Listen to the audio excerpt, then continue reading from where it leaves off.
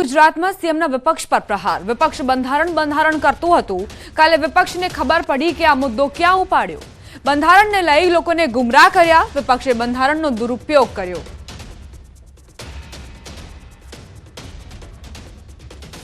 બંધારણ કરતા હતા. બંધારણ કરતા કાલે એમને એમ થયું કે ક્યાં આપણે બંધારણ ઉપાડ્યું, પ્રોબ્લેમ થઈ ગયો મોટો. કાલે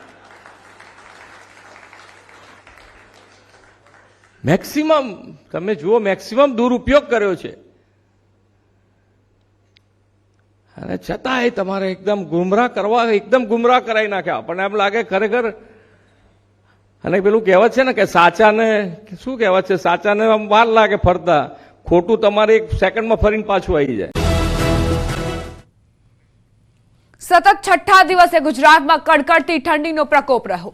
નલિયામાં 6.5 ડિગ્રી તાપમાન નોંધાયું. અમદાવાદમાં 11.8 ડિગ્રી તાપમાન, રાજકોટમાં 10.8 ડિગ્રી, તો ડીસામાં 11 ડિગ્રી ઠંડી અનુભવાઈ.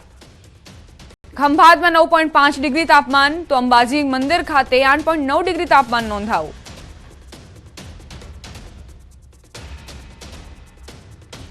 કાતિલ ઠંડીમાં આખું ગુજરાત ઠૂંઠવાયું છે. આગામી સમયમાં હજુ પણ વધુ ઠંડી વરસશે, તે માટે તૈયાર રહેવું પડશે. સતત છઠ્ઠા દિવસે નલિયામાં 6.5 ડિગ્રી તાપમાન નોંધાયું છે. અમદાવાદમાં 11.8 ડિગ્રી તાપમાન નોંધવામાં આવ્યું છે. તો આ સ્થિતિ. અલગ અલગ વિસ્તારોની વાત કરીએ તો લોકો તાપણાનો સહારો લઈને કડકડતી ઠંડીથી રાહત મેળવવાના પ્રયત્નો કરી રહ્યા છે. ઠંડી અંગે હવામાન વિભાગની આગાહી. સૌરાષ્ટ્રમાં ઠંડીનો ચમકારો રહી શકે. તાપમાન વધવા છતાં પવન રહેતા ઠંડીનો અનુભવ થઈ રહ્યો હોવાનું અનુમાન હવામાન વિભાગે જણાવ્યું. આ ઉપરાંત આગામી 5 દિવસમાં વાતાવરણમાં ફેરફાર થઈ શકે છે. मौसम शुष्क रहेगा अगले 7 दिन तक और जो लघुत्तम तापमान है इसमें ज़्यादातर परिवर्तन नहीं होने का पूर्वानुमान दिया गया है.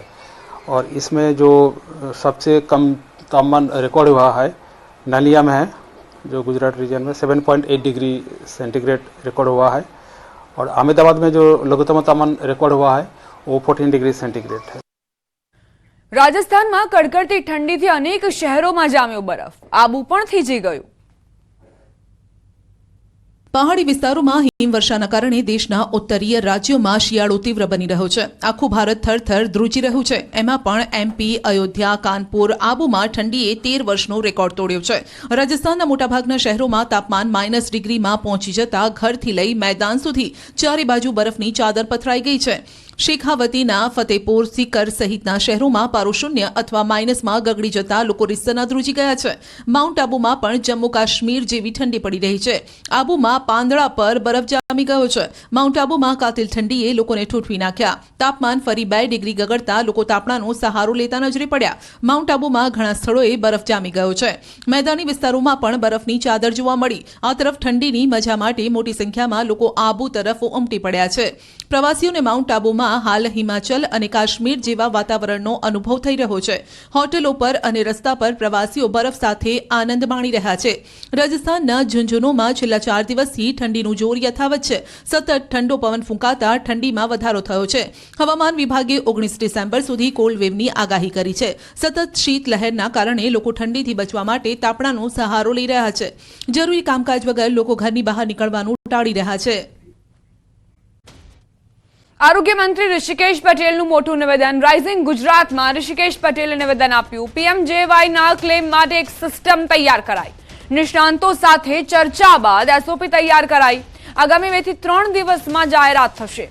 લોકોને સારી આરોગ્ય સેવા મળે તે ઉદ્દેશ્યથી આ એસઓપી તૈયાર કરાઈ છે. એમની સાથે ચર્ચા કર્યા પછી કયા સુધારા કરવા જેવા છે એ આખું કર્યું. ફાઇન ટ્યુનિંગ થઈ રહ્યું છે અને કદાચ 1, 2 કે 3 દિવસની અંદર એને તમામ ગુજરાતના લોકોને માહિતી મળે. અને ખાસ કરી અને જે ડોક્ટરી આલમની અંદર જે પીએમજેવાય એમ્પેનલ્ડ થયેલી આપણી જેટલી પણ સંસ્થાઓ છે એ ડોક્ટરો સહિત એના પ્રોટોકોલ નક્કી કરી અને સ્ટાન્ડર્ડ ઓપરેટિવ પ્રોસિજર આપણે તૈયાર કરી છે. અને એ જ પ્રમાણે માં ક્લેમ જાય એ જે આપણું પીએમજેવાય ક્લેમ આપણને મળે અને એ મંજૂર થઈને જાય એ રીતની વ્યવસ્થાઓ આપણે કરી છે. આગળ વાત કડકડતી ઠંડીની.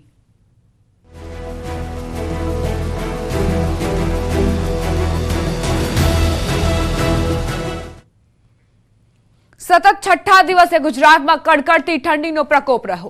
નલિયામાં 6.5 ડિગ્રી તાપમાન નોંધાયું, અમદાવાદમાં 11.8 ડિગ્રી તાપમાન, રાજકોટમાં 10.8 ડિગ્રી તો ડીસામાં 11 ડિગ્રી ઠંડી અનુભવાઈ. ખંભાતમાં 9.5 ડિગ્રી તાપમાન તો અંબાજી મંદિર ખાતે 8.9 ડિગ્રી તાપમાન નોંધાયું.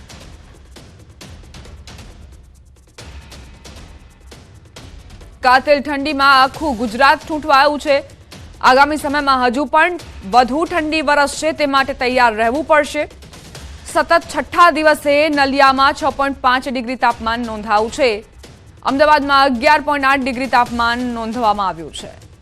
તો આ સ્થિતિ અલગ અલગ વિસ્તારોની વાત કરીએ તો લોકો તાપણાનો સહારો લઈને કડકડતી ઠંડીથી રાહત મેળવવાના પ્રયત્નો કરી રહ્યા છે. ઠંડી અંગે હવામાન વિભાગની આગાહી. સૌરાષ્ટ્રમાં ઠંડીનો ચમકારો રહી શકે, તાપમાન વધવા છતાં પવન રહેતા ઠંડીનો અનુભવ થઈ રહ્યો હોવાનું અનુમાન હવામાન વિભાગે જણાવ્યું. આ ઉપરાંત આગામી 5 દિવસમાં વાતાવરણમાં ફેરફાર થઈ શકે છે. मौसम शुष्क रहेगा अगले 7 दिन तक और जो लघुत्तम तापमान है इसमें ज़्यादातर परिवर्तन नहीं होने का पूर्वानुमान दिया गया है. और इसमें जो सबसे कम तापमान रिकॉर्ड हुआ है नलिया में है, जो गुजरात रीजन में 7.8 डिग्री सेंटीग्रेड रिकॉर्ड हुआ है. और अहमदाबाद में जो लघुत्तम तापमान रिकॉर्ड हुआ है वो 14 डिग्री सेंटीग्रेड है. રાજસ્થાનમાં કડકડતી ઠંડીથી અનેક શહેરોમાં જામ્યો બરફ. આબુ પણ થીજી ગયું.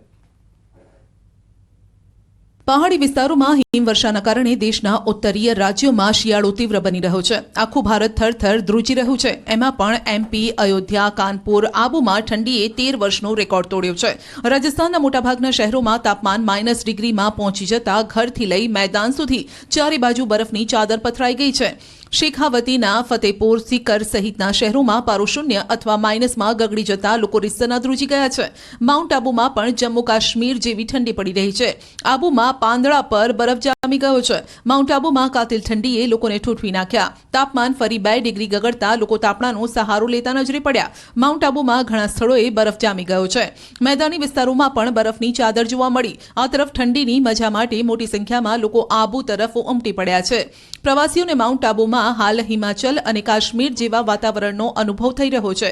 હોટેલો પર અને રસ્તા પર પ્રવાસીઓ બરફ સાથે આનંદ માણી રહ્યા છે.